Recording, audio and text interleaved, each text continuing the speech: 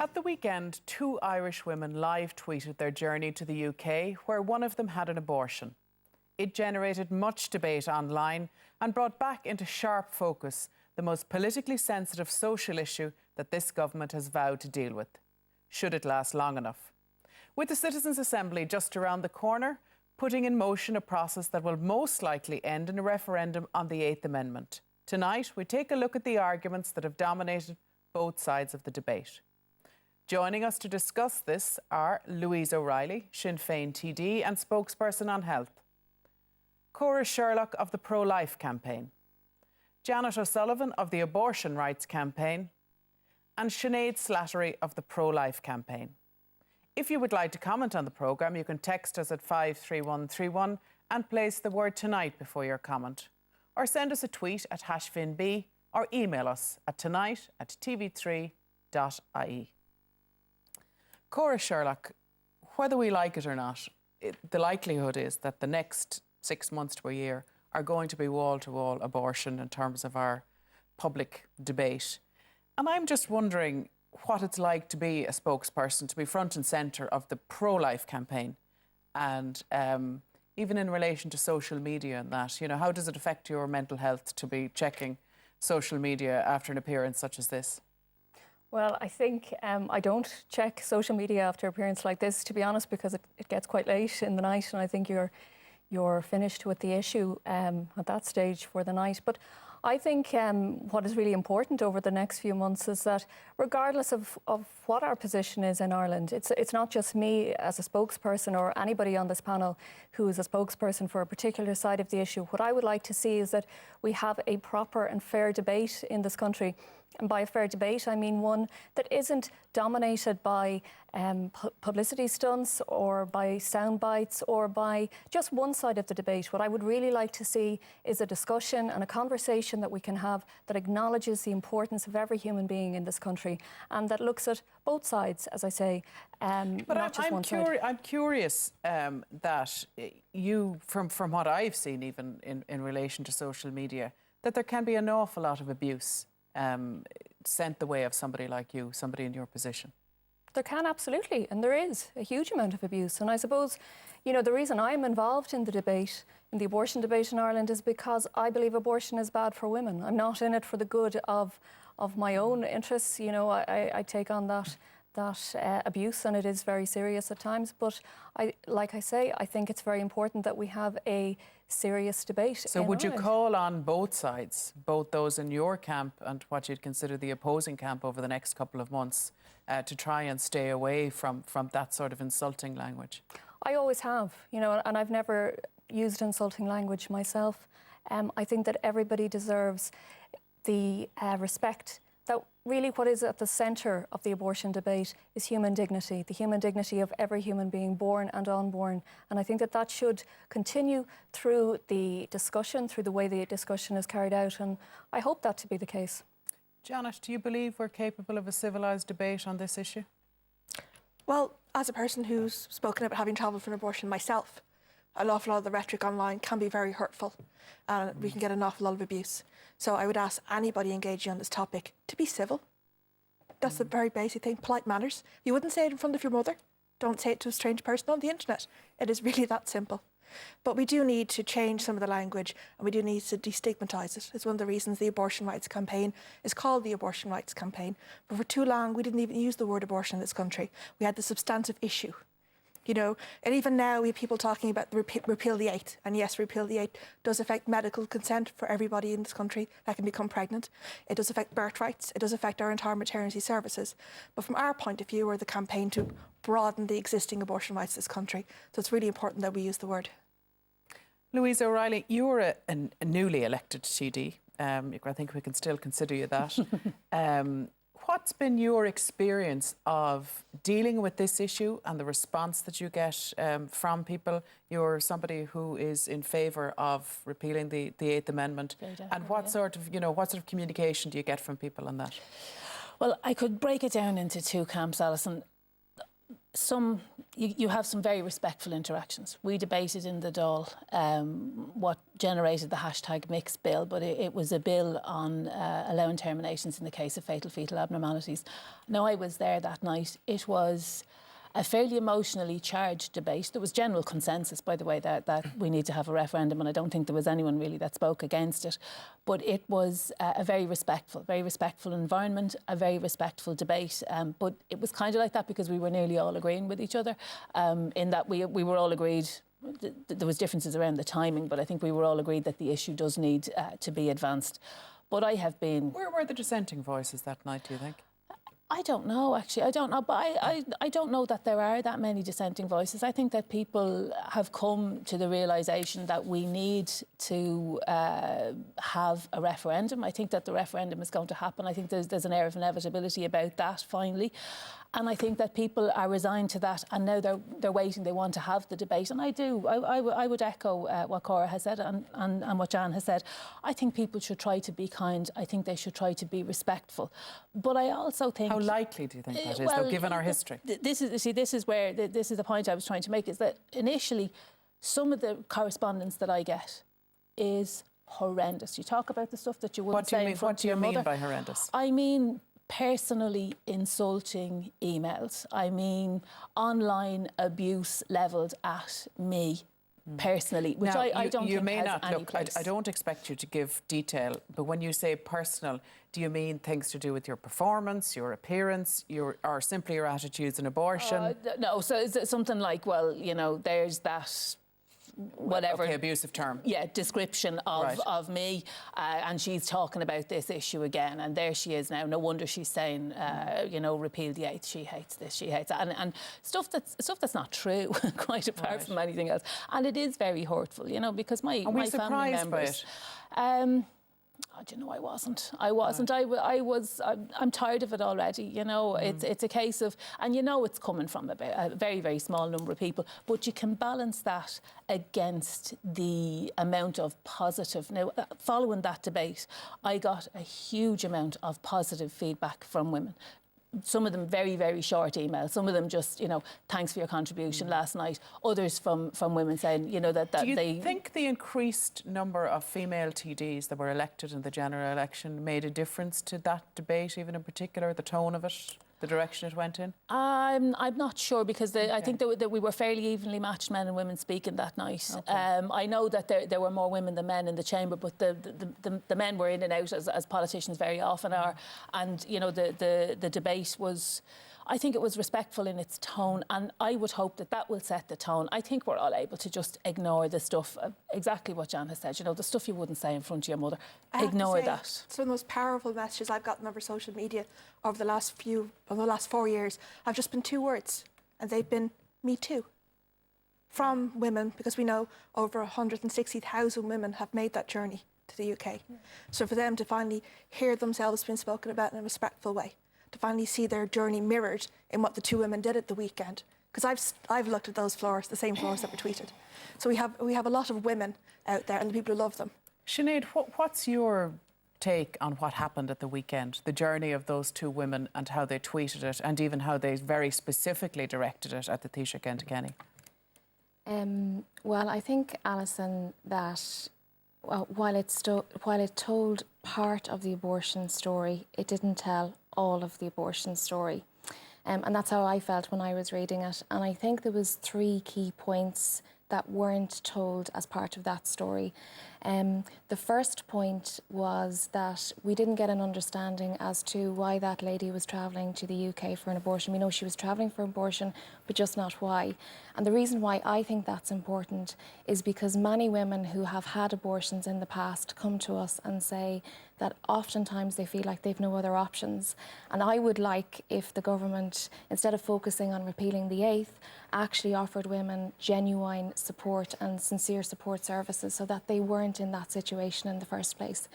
The second piece of information, which I think was omitted, and unfortunately it is the uncomfortable truth, is what happens to the unborn in an abortion.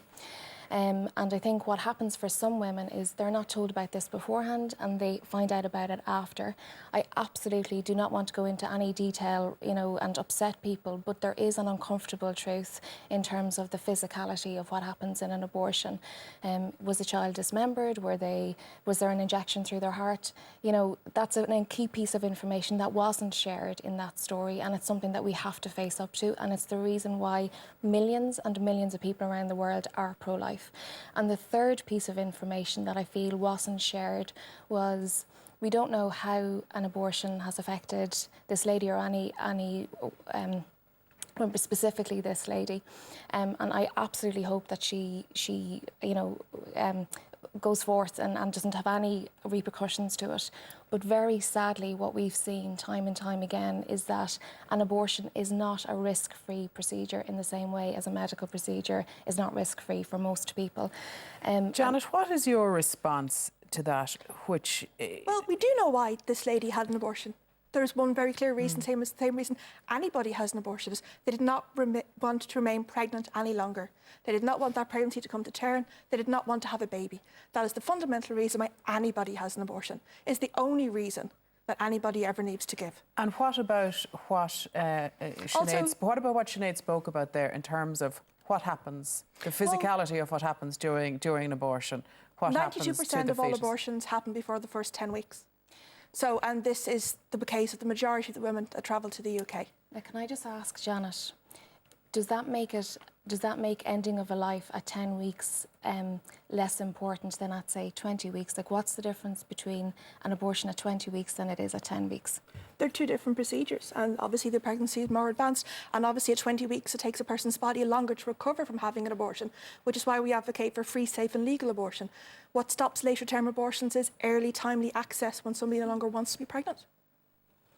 I think, you know, what's very interesting in Janet's response is that it's fine if you ignore the fact that there is a human being's life being ended here. And that's what we, as Sinead says, we omitted to talk about that at the weekend. And, you know, there were two other very important stories that happened at the weekend, Alison. And we had the story of the Mary Stopes Clinic, which was obliged to suspend services in England because of serious safety and serious health and safety concerns that were raised. There was also the story about funding coming into this country from a billionaire in America, given to groups like Amnesty International, the Irish group of Amnesty International, the IFPA and the Abortion Rights Campaign. Janet, I think the there are real Abortion Rights concerns Campaign about is your group. How much money did you get from the Cyrus Foundation, and what does the group intend doing with it? It's a small amount of money. We haven't actually drawn it all down. The figure is online on our website if anybody wants to see it. How much? So what is We're the at figure? theabortionrights.ie is the website. There's a statement there with the details, and it's a very small amount of money. But can you which tell, goes if towards it's on your website, surely you can tell us now. It was a lot less than what Amnesty and the IFPA got. As far as I know, it was in around probably 20,000. Okay, and what will you be doing? Are there stipulations around what you should It's for do with that? education and ending stigma. We would love to be able to send out leaflets like what the Pro-Life campaign did this week. I know several people got literature through the door, very high glossy A4 page. Paid for by Irish people. Which had also Janet, an envelope on it. Janet, So, you know, in fairness now, you know, we need to draw a distinction here. Irish people, when are you going to publish your accounts? Ours will be out in November. Well, I'll You do your answer annual it, accounts. Janet, if you give me a chance. We need to draw a distinction between what was revealed in those findings. This is a billionaire's foundation. He has billions and billions of dollars. I'm to curious, pour does the family into- planning or the pro-life movement receive money from abroad? Not from a foundation like that. No, but money from abroad. What's the from- difference between a foundation like that and Well, from there's a elsewhere? huge difference, because it's not just the money that came in, Alison. What was attached to this money and what was clearly set out was that this person is strategising the campaign in Ireland. It was a very much does that mean hands-on- that people who give money to your organisation never think strategy, or are unconcerned about how you spend it? No. You see, what the difference here is that we're talking about a foundation, as I say, with billions of dollars to be poured into Ireland to direct a campaign, to strategise a campaign. People who give donations, and I can tell you there are tiny donations. I had a look to see how much came into the pro-life campaign from around the world. I think last year there were 3,000 euros, and the year before that 3,000. Amnesty got, I think it was 130,000. The IFPA, It's something interesting. of a That similar seems totally figure. at odds with what we think we know about the pro-life campaign, that it's massively funded from the And US US the myth. particularly. But that's are you the myth, saying isn't it? that doesn't happen at all? Absolutely, because the brochures that Janet is talking about and the leaflets that she's talking about, they're funded by people who So how much money do you get from, you said Irish people, how much money do you get from Irish people? How much money did you get in the in our last statements. year? These are people who are watching the programme and they want to keep their own country. Just to tell us, from your statements, how much did you get last year, for instance? We would have got a few 100,000 from people around the country like who are sending 500,000? No, not that much, much. Who are sending in. And this is despite you knowing that you're facing into a very acute time where you'll need. Published your accounts, though, surely. This is not about the pro-life campaign. This is about external donations coming in. We started talking about 2 women who made a journey that 12 women make every day. Those are not the figures anymore, actually. I'm sorry, if you'd let me finish there, Cora. You managed very skillfully now, and fair play to you, to move it on to a discussion about how Amnesty International is funded. Can we go back to what we were talking about? We were talking about 2 women. My heart broke reading those tweets, because I'm telling you, there isn't a woman in this country, I don't believe, that doesn't know someone or is related to someone or has sat beside someone Louise, who has had to go through that journey. Can I ask you then, I think it was that Cora said a few minutes ago, and she spoke about how it brought out sadness in her, because as far as she was concerned, those tweets signalled the end of a human life. Did that cross your mind? It made me very sad that these women had to leave No, but Ireland. did that particular thing cross your mind? It didn't, because what I read in their tweets and what I read in their communications were women who were sad that they had to leave Ireland. We cannot sit here and say that Irish women do not access abortions. They do. We know they do. The only difference is they have to go abroad. And I think that is heartbreaking. I think that it's heartbreaking that the country turns their back on those women, and that they tweeted Enda Kenny, and fair play to them for doing it, because he is the one who should take action on this. All right, we have to take a break now, but we'll continue the discussion shortly. Join us then. We're discussing the 8th Amendment and the issue of abortion in Ireland. Janet, the abortion rights campaign is gathering signatures for a repeal of the 8th Amendment of the Constitution, to have a referendum on that. Why do that when the government has proposed a citizens' assembly that's about to get up and running in October? We launched our petition online on Little Women's Day 3 years ago. So our petition's been running quite a long time, and we followed the guidelines as laid down on oireachtas.ie. That is, our petition is official, in line with Oireachtas guidelines, and we will be submitting it very soon. What numbers are you at now? It's very hard to tell, because we have the online petition, but we also have paper petitions at our 20 groups around the country. So we have to wait till we get it in from all of our regional groups and get them notarised. But are we talking about tens of thousands, hundreds of thousands? We had tens of thousands of people out last year for the March for Choice. We're looking at possibly having double that number on the 24th of September. Okay. So, yeah.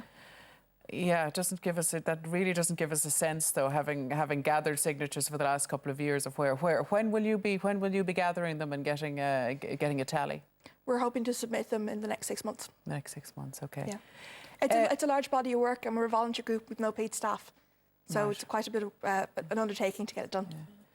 Cora, the Citizens' Assembly, what's your opinion on 100 random citizens being chosen randomly to come in and to make decisions on this very thorny issue?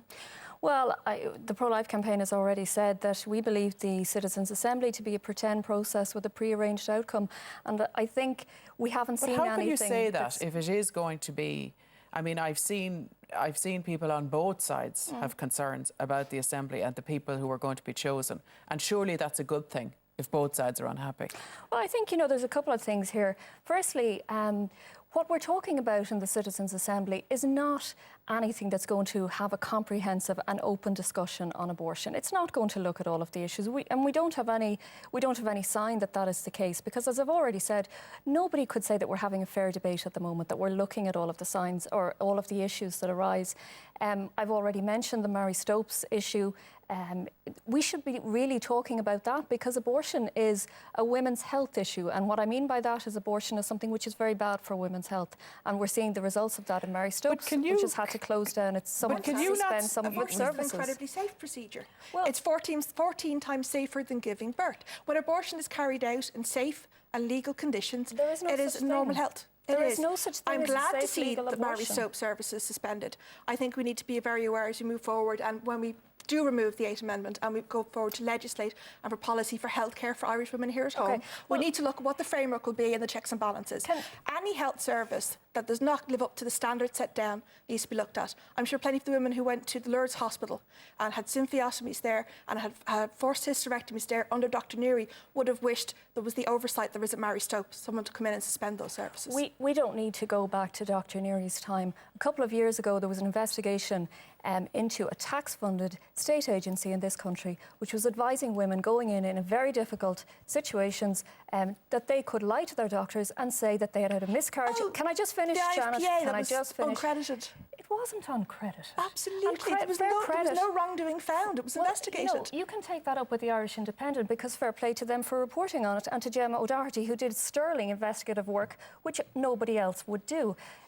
But, you know, this was a if they broke the guidelines, the HSE would remove their funding. Can I finish, Janet? Well, you know, most people don't know about that. What I would like to see is the fact that this was a state-funded agency which advised women that they could lie about the procedure and tell doctors in the future that they had had a miscarriage and not an abortion. It coached women on how to import illegal abortion drugs. Now, we have a public representative on the panel this evening. I would like to ask Louise, will you join me in calling for a full and open investigation into that scandal at the IFPA, which has never been discussed Abortion stigma is huge. Something that was just allows Louise to answer. Something that was in the Independent, you're saying, hasn't been discussed. It was in the Independent newspaper. It hasn't been discussed and it hasn't been publicised. But it was in the Independent. 2 articles. Well, now the look, IFPA have never I think my understanding of that is that the IFTA have answered all of those questions that were raised very clearly. But what I would like to say, though, is in relation to regulation. See, this is why we can't have a debate, because every time I open my mouth, you try and shout me down. I'm not shouting you down. I'm just asking you to let me finish. Will you join me in calling what for happened? that Will you give Louise an opportunity to answer, Cora? Thanks, Alison. What happened with the Mary Stopes Clinic, I think, is a good news story. In the same way as when HICWA move into a nursing home or another health provider and close it down, it shows that we have oversight. What we don't have is the capacity to regulate for these procedures in our own country. But our women still travel in large numbers every single year, so and Sinead, that is wrong. Does a ban on abortion, does it not just export the problem where Irish authorities can have no oversight on Irish citizens having medical procedures in another country? I think there's an irony to that question, because it's a procedure that is successful when a life ends. And if you look at the statistics, you know, in Ireland we have one... But that is the procedure that the woman has sought. Yes. So therefore, it's an Irish citizen who, I presume generally, of her own free will, for various circumstances, will travel and have a medical procedure in another country, and there is no oversight of that by Irish authorities. Well, I think, Alison, like, the reality is that the reason why we are opposed to it is because in your line of questioning there, what you haven't mentioned is the unborn and their life. No, but you mentioned the unborn, and you did for the second time. So I think in a way it's to have that. Of course, that is at the centre of it. But we've mentioned it on many occasions, so it's understood that that is at the centre of what you're saying. So I'm just talking about the substantive matter of oversight and Irish citizens having to travel to another jurisdiction for this medical procedure? Well, we just don't believe that abortion is the answer to a crisis pregnancy. And if you look at the HSE, who recently published bereavement guidelines for parents and for mothers who are carrying children with life-limiting conditions, and I quote, they say that abortion actually causes more emotional distress in the long term and in the short term than actually carrying through with the pregnancy. So we just don't believe that abortion is an adequate solution to a woman in a crisis pregnancy situation. And as I said earlier, there's just so many other things that we could be doing to help women. Cora, can I ask women that leave every year disagree with you and disagree with you fundamentally. They are Irish citizens, they have a vote, they need to have a say. They haven't had a say, I don't believe, up until now. It's not just Irish citizens. Miss Y was a migrant and as a result did not have the right to travel did not have the access to papers or visa. She had no support network in here in Ireland to support her. She did not have access to funds to travel. So it's not just Irish citizens, it's anyone in this country who can become pregnant and do not wish to continue their pregnancy. What rights do you think Miss Y's baby had, Janet? Well, Cora, it comes down to the basics of she was in a situation where at 8 weeks she found out she was pregnant.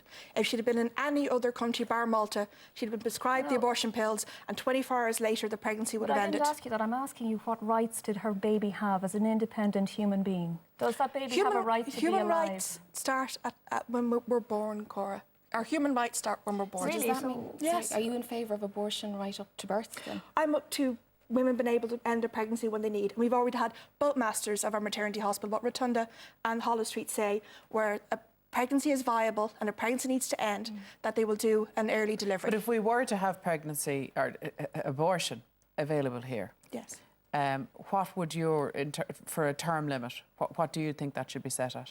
We don't put term limits on life-saving and health-saving medical procedures. We don't.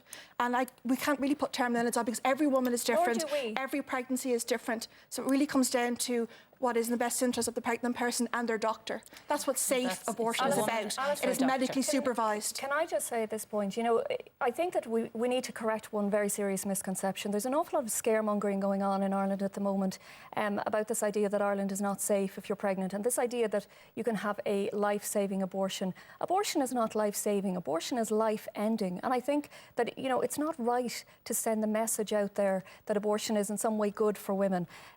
We mentioned Mary Stopes already. We did a number of times. I'd like to ask you, Cora, going back to the Citizens Assembly, I'm wondering whether the pro-life movement, how it would feel, or whether it would condone the idea that there'd possibly be protests outside the Citizens Assembly, or that the people who are chosen to deliberate on this discussion would be the subject to any sort of abuse. Where would the pro-life movement stand on that? The pro-life campaign has never engaged in anything like protests or any sort of aggressive actions like that. What we want to see, as I've said, is a fair and calm debate, and we will.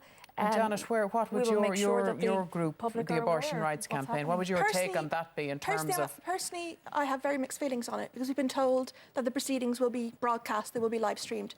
That gives opency, it gives transparency, we can see what's being said, we can see the discussions and the points being made, hopefully we'll better inform the public.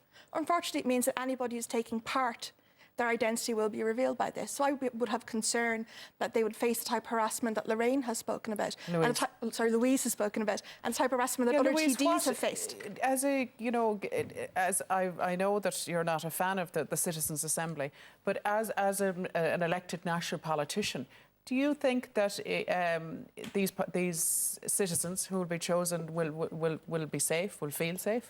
Oh, I'm sure they will, and I think that, you know, that is the job of the government, because it's their idea to make sure that that people feel safe, and not just safe to attend, but safe to speak, and safe to speak their mind, and safe to engage in the debate. Notwithstanding that, you know, the argument that many people have put forward that it's a delaying tactic, do you think it can be of any value to have the discussion?